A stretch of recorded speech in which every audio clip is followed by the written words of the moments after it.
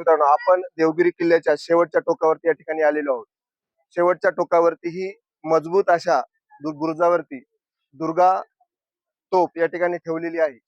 ही गडाच्या रक्षणासाठी, म्हणजेच हिचा मारा करण्याची क्षमता 2 किलोमीटर पासून ते 3.5 किलोमीटर पर्यंत आहे. आणि या तोफेचा हा जो समोरचा व्यास आहे गोळा टाकण्याचा, तो 18 सेंटीमीटरचा आहे.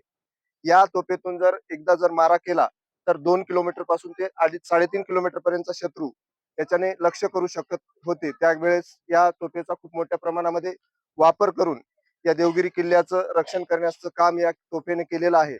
आणि या तोफेची जी लांबी आहे 3.85 मीटरची लांबी आहे. आणि ही तोफ अशा पद्धतीनं स्थापित करण्यात आली होती, कोणीकडच्या जरी बाजूने जरी शत्रू आला तर हिचं काय करता येत होता, अँगल बदलता येत होता आणि त्या शत्रूवरती काय करता येत होता, हल्ला करता येत होता. यासाठी या तोफेला त्या इतिहासापासून खूप महत्व देण्यात आलेलं आहे. अशा पद्धतीनं आपण शेवटच्या टोकावरती येऊन आपलं इतिहासाची माहिती घेत घेत या ठिकाणी आलेलो आहोत. जय हिंद, जय महाराष्ट्र. जय भवानी. छत्रपती शिवाजी महाराज की, छत्रपती संभाजी महाराज की.